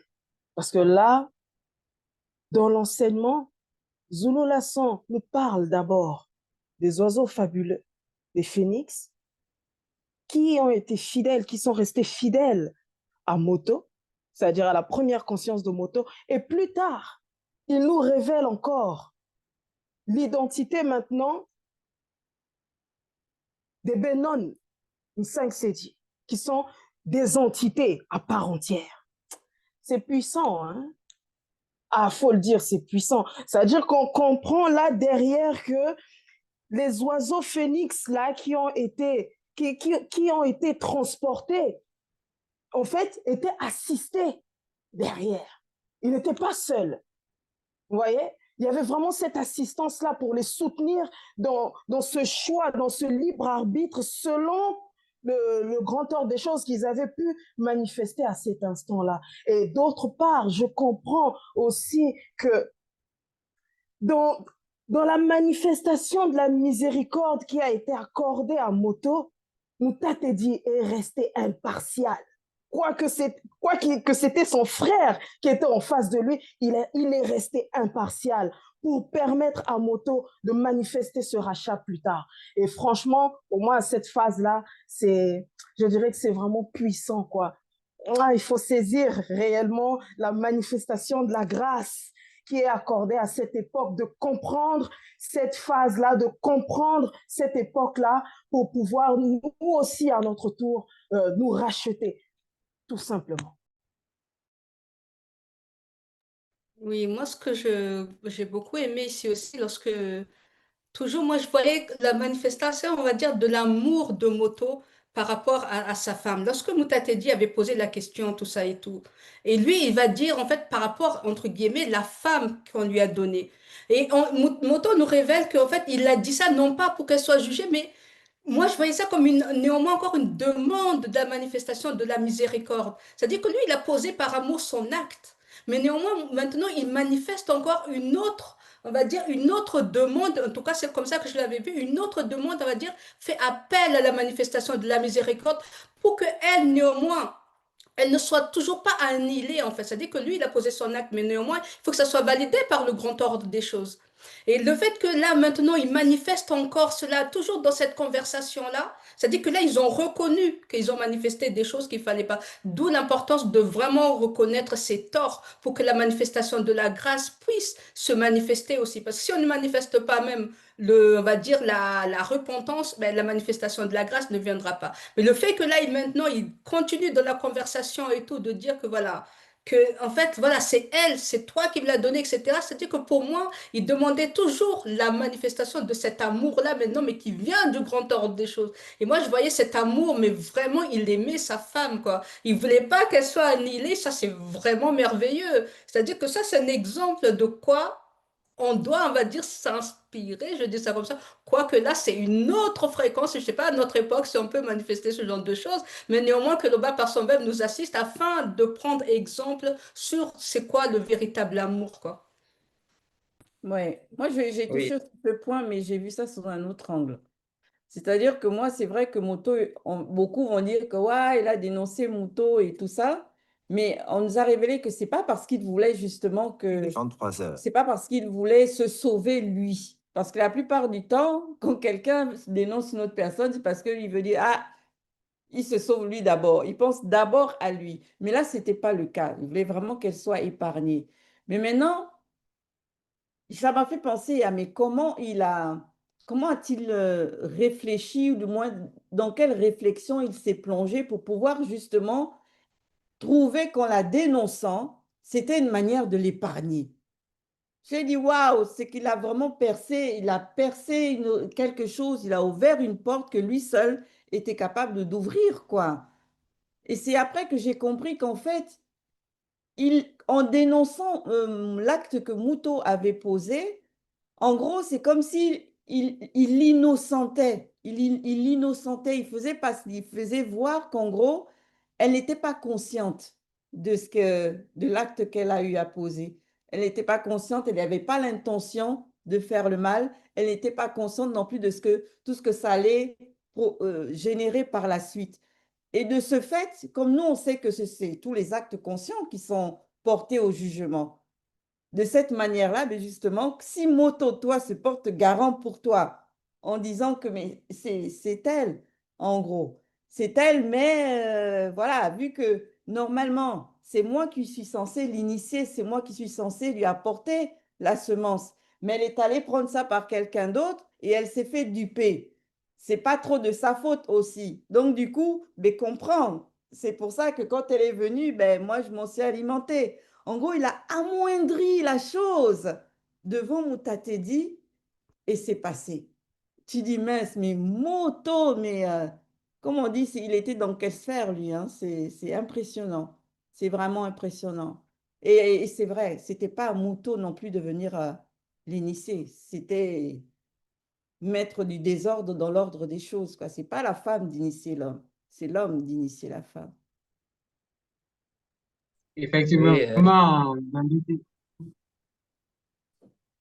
merci Yves. À la suite de ton argumentaire, Ngengeti, on comprend mieux ce que Zula nous a révélé dans l'une des premières phases, où il a dit que Moto était le seul qui avait la capacité, face à sa femme, de pouvoir extirper, je peux dire quoi, ce trouble-là, cette confusion-là. Donc, on comprend qu'il avait ce secret. Et lorsqu'il est venu maintenant devant Moutatedi, il a utilisé les mots qu'il fallait parce qu'il avait cette capacité, cette intelligence, cette sagesse. Moi aussi, ce que j'ai apprécié, c'est la façon dont se manifeste la justice selon le grand ordre des choses. Moutatedi a écouté les deux parties. Il n'a pas écouté rien que Moto, il a écouté aussi Moto. Mais on n'a pas écouté Njom et Satan le Mundima parce qu'on savait qu'eux, ils ont agi dans la pleine conscience. Ils savaient ce qu'ils étaient en train de faire, le complot qu'ils étaient en train de tramer. Donc, et même lorsque la sentence a commencé à se prononcer, c'est par eux maintenant qu'on a commencé la sentence. On a dit d'abord des choses sur eux avant maintenant de finir sur Moto et sur Muto. Donc, on comprend que là, la justice des hommes même doit copier parce que la justice des hommes livrés à eux-mêmes ne s'applique pas selon la justice des initiés. Donc, on comprend ici que vraiment le grand ordre des choses ne fait pas les choses à tatillon et on ne condamne pas quelqu'un sans toutefois l'avoir écouté d'abord avant de prononcer la sentence, bien que Moutatedi connaissait déjà toutes choses. En temps normal, quand on regarde le titre de ce live, on s'attend à recevoir un enseignement triste, macabre, si je peux employer le terme et tout. Mais quand on y plonge, on ressent plus de l'amour dans cet enseignement. Parce que, comme l'a mentionné Ngengeti précédemment, d'où il a voulu intervenir après, c'est vraiment exceptionnel ce qu'on peut vivre ici à travers ce live. Parce que, franchement, quand on regarde ça, c'est ça qu'on appelle de l'amour. Parce que, comme nous l'a toujours dit Zulu Lasson, ceux qui ont écrit les bibliothèques classiques n'aiment pas les femmes. Et l'esprit même qui a comment dirais-je, insufflé ces hommes-là, a écrit ces torchons-là, eux-mêmes, ils n'aiment pas les femmes. C'est la raison pour laquelle les femmes sont bafouées, elles ont peu de valeur dans les textes religieux et autres formes de dite spiritualité. Mais ici, parce que là-bas, quand on lit, on voit que Moto a accusé sa femme quand soi-disant l'ange de l'Éternel a posé la question. Il a dit, c'est la femme que tu m'as donnée. Il reverse la faute sur elle. Il n'y a pas d'amour dans cela. C'est comme s'il a, bon, pas que c'est comme si, il a livré carrément pour qu'on la châtie. C'est la femme que tu m'as donnée. Or, ici, c'est différent. C'est différent. On voit que Moto, il a même voulu préserver sa femme, comme l'a expliqué Gengechi, par sacrifice. Il a voulu la préserver. Et c'est ça l'amour. Donc, ça montre vraiment que ce que Zula femme nous dit, c'est une vérité et qu'il faut la croire. Ouais. À la suite de ce qu'a touché Baume, j'aimerais intervenir sur je dirais la chronologie de comment Mouta Teddy s'est adressé. euh, il a d'abord commencé par Moto. Et ça c'est quelque chose, c'est très interpellant. Pourtant, ça a commencé par Moto, on va dire ça comme ça, mais on va dire que c'est comme quand il y a l'aîné avec les autres petits frères et sœurs. On va pas aller directement voir les petits frères et sœurs, c'est l'aîné d'abord, parce que c'est le responsable, c'est le plus âgé, c'est le plus grand, c'est celui qui est censé avoir le plus de capacité. Et donc, là, c'est une analogie, bien entendu, mais pour expliquer que c'est normal, en fait, que Mouta Teddy se soit adressé en premier à Moto. La conversation commence comme ça. Parce que Moto, elle est née. C'est le premier homme. Donc, il y a toujours un ordre, il y a toujours une discipline. Il y a une façon de faire dans le spirituel qui est juste magnifique. En fait, et là, dans cette conversation-là, Moto a pu aussi couvrir, comme tu l'as touché, Gengeti, encore Muto. Et donc, on voit que vraiment, Moto, moi, dans tout le live, hein, c'est ce que je ressens, c'est ce que je reperçois, c'est un grand homme avec H majuscule. Parce qu'il a manifesté quelque chose de grandiose. Il n'a pas dérogé à ses responsabilités. C'est l'homme par excellence. Je vais poursuivre Begekedi. Donc là, on voit que si Muto a pu obtenir cet amour de la part de Moto, c'est parce que elle a elle a eu reçu cet enseignement de façon, je vais dire, involontaire. Parce qu'il est mentionné dans le verset 228 quand il dit lors de son heure de passage, Muto fut face à deux consciences complotistes. C'est vrai que souvent dans le visible, on entend cette expression-là. Tu passes à quelle heure? Mais là, aujourd'hui, avec cette expression, je comprends que ça a une portée vraiment bien au-delà du visible. Mais ça, spirituellement, ça a un très grand impact dans la vie de la personne, surtout qui est en train de vivre l'action. Et le fait qu'on nous fasse la précision que Muto a été face à deux consciences extérieures, on comprend que d'elle-même, ce genre de complot ne pouvait pas venir. Ce n'était qu'elle seule, elle n'allait jamais recevoir cette initiation-là. Maintenant, nous qui sommes en initiation sur le chemin de la sanctification, durant cette heure de passage-là, oui, parce qu'on l'a souvent au quotidien ou bien quand on traverse des situations, on va dire, un peu difficiles, bon, peu importe. Il y a également cette conscience qui se manifeste en nous.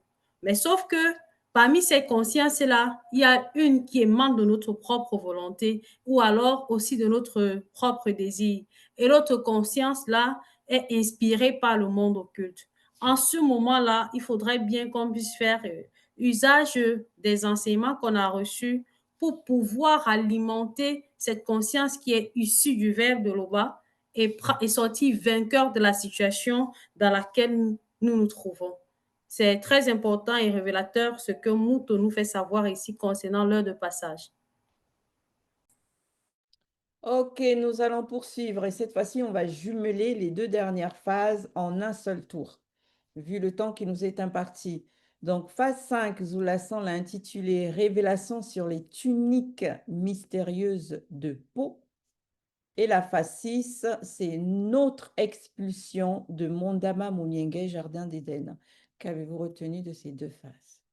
Oui. Ce qu'on peut retenir déjà, premièrement, c'est que vraiment la grâce surabonde. Hein. La grâce surabonde. Parce que Moto et Muto, dans leur état, il a fallu qu'il y ait quelque chose qui se manifeste.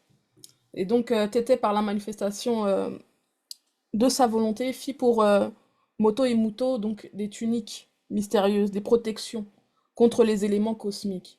Parce que selon là où il devait, je veux dire, chuter, être expulsé, il y avait une façon en fait d'être. Il fallait pas que ce soit la même condition que dans l'astral, puisqu'ils allaient être expulsés de l'astral. Il a fallu qu'il y ait, on va dire, un habit, enfin, quelque chose d'approprié pour la condition qu'ils allaient désormais vivre. Donc on les a pas expulsés comme ça, comme on peut voir. J'aime bien transposer l'analogie dans le visible. Il y a des gens qui sont capables de mettre des gens dehors en hiver, sans chaussures, sans rien. Allez, débrouille-toi là-bas. Sans couverture, sans rien. Non. Là, on voit toujours la manifestation de l'amour. En fait, le spirituel, ça n'a rien à voir avec le charnel. Je martèle ça encore une fois. Parce que là, tout a été mis en place encore, malgré le fait qu'il y ait eu, je dirais, cette désobéissance-là, ils ont encore été soutenus. Et c'est magnifique. Vraiment magnifique, Bekekedi.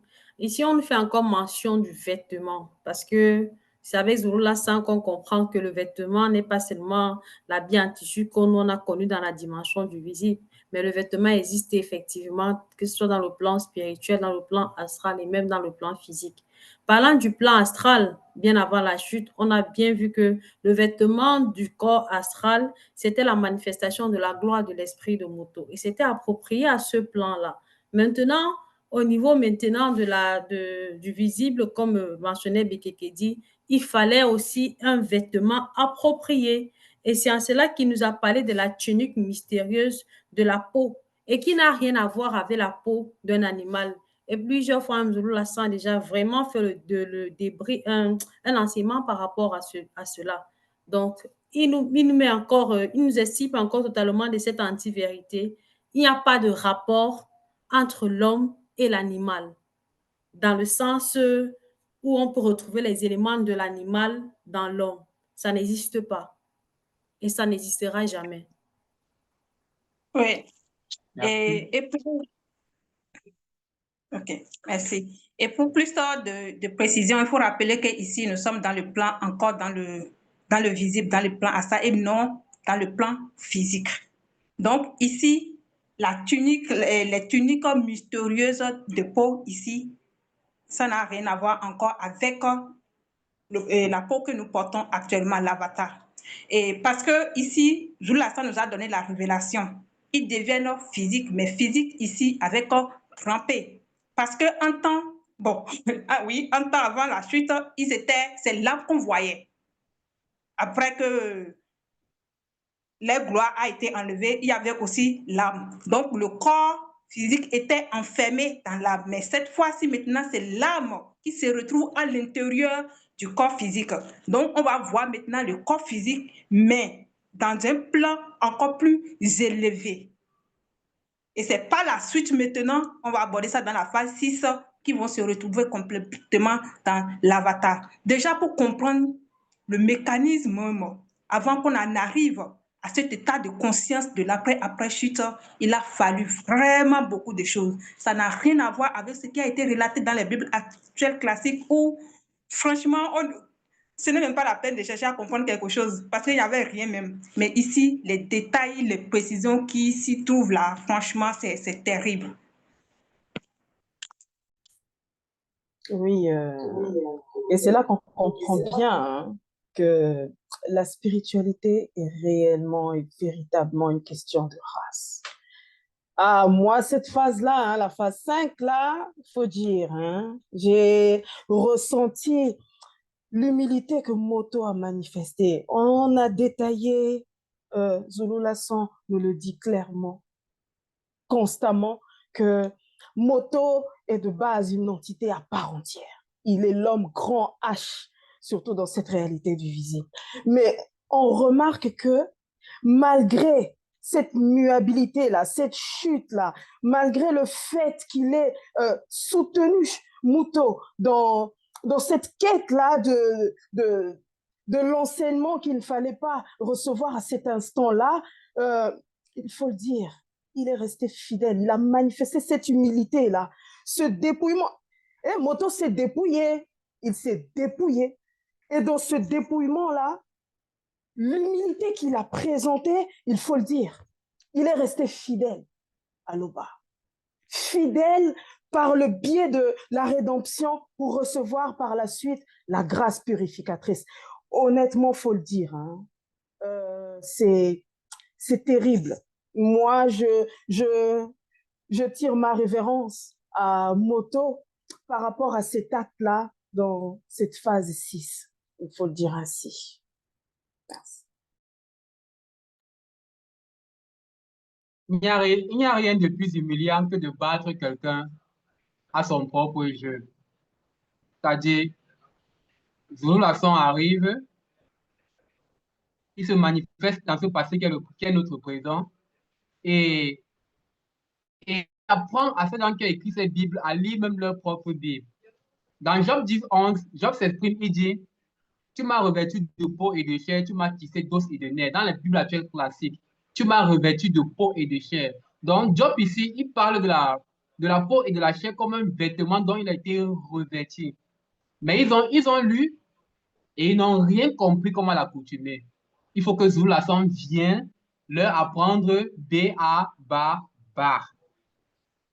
Ici, nous voyons que, comme l'avait dit précédemment, comme l'a dit Daniel, ce n'était pas un habit d'animal, parce que le même soi-disant Dieu qui dit tu ne tueras point, ne va pas venir tuer un animal, sauf si, bon, on sait qu'il y avait, quand ça l'arrange, il change les lois comme il veut. Oui, ça, on sait ça. Mais ici, nous voyons que, ici, quand on parle de ces vêtements mystérieux, c'est des vêtements de peau et de chair. Et ensuite, ils ont été revêtus des tuniques initiatiques. Nous avons vu l'enseignement sur les vêtements initiatiques. On sait de quoi il s'agit et on comprend pourquoi ils ont pu supporter les températures de la chute et tout ce qui va avec sans encombrement. Donc, malgré tout, ils étaient toujours sous la protection d'Eyala. Même dans leur chute, ils étaient toujours protégés par Eyala. Et on sait qu'ils sont restés fidèles, ils sont restés soumis malgré la chute. Oui, une chose aussi que tous ceux qui ont mis leur foi dans les Bibles classiques, là, n'ont pas saisi, c'est que le bannissement, là, qui s'est opéré, c'est pas quand ils étaient encore dans le jardin, on va dire ça comme ça, que la chute s'est manifestée, hein. C'est une fois qu'ils ont été bannis que là, maintenant, tout est resté derrière pour chuter. Et là, on le comprend quand justement Zulu Lasson, il décortique vraiment cette scène-là dans la phase 5 et la phase 6. La phase 5, on voit ça comme une préparation. On les apprête pour aller affronter ce que va devenir justement ce visible astral-là après la chute, quand ils vont tous devenir physiques. On les apprête d'abord. Et une fois maintenant qu'ils ont été apprêtés, qu'on leur a donné les vêtements appropriés pour leur âme, la protection de l'âme, la protection du corps physique, là, on les a chassés. Et là, on comprend que c'est quand ils sont sortis que là, maintenant, boum, la chute s'est manifestée. La chute, du moins, est devenue aussi tactile. Mais avant ça, non, c'était déjà là, mais ça n'avait pas encore, on va dire, pris effet. C'est une fois qu'ils sont partis que là, boum, tout s'est fait, tout s'est rendu visible. Oui. Et merci beaucoup.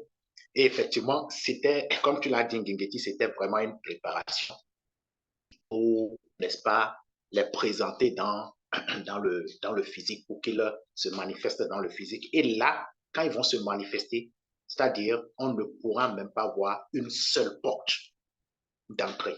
On ne pourra pas voir une seule porte d'entrée. Le monde occulte peut fouiller n'importe comment. Ils ne pourront pas voir.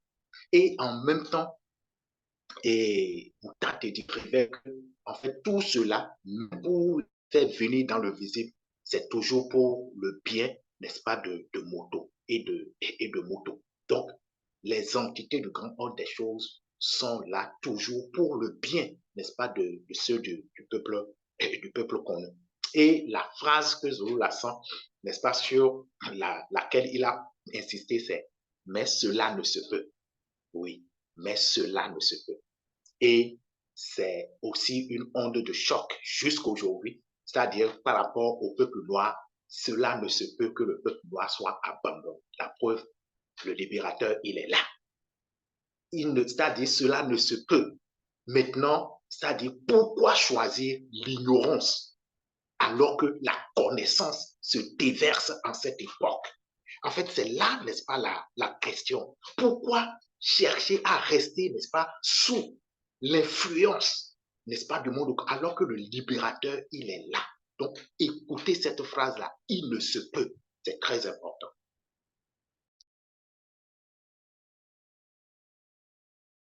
Oui, à ta suite, Damien, ce qui me fait un peu rire, c'est ce faux verset des Bibles classiques dans lequel ils disent que tous sont péchés et sont privés de la gloire, entre guillemets, de Dieu. On voit ici que ça ne s'applique pas avec Moto et Muto. Bien qu'ils ont chuté, ils étaient toujours encadrés par Mutatedi. Et Mutatedi est aussi la manifestation de la gloire de Loba. Donc, les gens doivent comprendre que ce que les Bibles classiques disent là, c'est du n'importe quoi. Et par rapport aux tuniques mystérieuses de peau, moi, j'ai un peu pensé à ce que Zoulasan nous a révélé par rapport à Isombewe. Lorsqu'il nous dit que ni le temps, ni les éléments, ni les autres forces du visible n'avaient point de pouvoir sur nos vêtements initiatiques. Il nous a fait comprendre qu'Isombewe, son corps était puissant. Les balles, les lames ne pouvaient pas, les griffes même du lion ne pouvaient rien faire à son corps. Donc, on voit ici que l'un des descendants de Moto nous manifeste un peu ce que le père Moto pouvait manifester en grandeur nature au travers de son corps de peau. Donc, on comprend par là qu'avec Zulu Lassan, notre façon de voir les choses s'éclaircit davantage et on lui dit davantage merci pour ça. Oui, moi, ce que j'ai aussi aimé ici, c'est le fait qu'on nous montre, en fait, parce qu'à notre époque, on entend beaucoup de personnes qui pensent que on nous a créé, on va dire, l'homme, on va dire, mais nous, maintenant, le fait qu'on descend, tout ça et tout, on a des maladies, on a des choses, tout ça et tout. On nous montre par là, que j'aime beaucoup, c'est que c'était dans la perfection, parce qu'on nous montre que ni le temps, ni les éléments, ni les forces du visible ne pouvaient agir en fait, sur leur corps. Ça veut dire que tout ce qui est maladie, tout ce qui est faiblesse du corps, tout ce qui, on va dire, qu'on peut trouver maintenant, à l'époque là-bas, lorsque l'Oba, par la manifestation de sa volonté, par Mutatedi, a manifesté ce vêtement-là, c'était parfait. Il n'y avait pas de défaut comme nous, on voit maintenant. C'est maintenant à notre époque, à cause de tout ce que nous nous manifestons, que, on va dire, les choses, la faiblesse, la maladie, tout ça et tout, pénètrent au fur et à mesure. Et on nous montre cet amour-là que l'Oba, par son verbe, a manifesté parce qu'on les a préparés, comme ça a été dit tout à l'heure, et on les a expulsés. Mais néanmoins, dans cette expulsion, il y avait cet amour, il y avait toujours cette protection, il y avait toujours cette continuité-là, parce qu'ils sont restés fidèles, en fait, aux lois et aux préceptes du verbe de l'Oba. Et moi, je veux dire que c'est important pour nous aussi, dans notre marche, de rester dans cette fidélité-là. Certes, quand nous manifestons des mauvais comportements, on va nous mettre à l'écart. Il y a une forme d'isolement. Et c'est normal parce qu'on a vu Moto et Moto, ils ont été isolés. Mais nous, il ne faut pas qu'on soit étonné quand on manifeste des choses qui ne vont pas contre. On va dire qui va contre les lois et les préceptes, qu'on soit mis à l'écart. Mais pendant ce moment-là, prenons conscience qu'on doit travailler sur nous-mêmes afin de demeurer dans cette fidélité-là à travers les enseignements que Zulason nous apporte, quoi.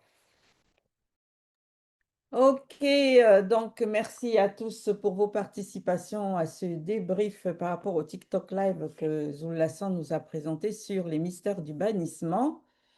Et bien sûr, si le Père le permet, ben, au prochain débrief.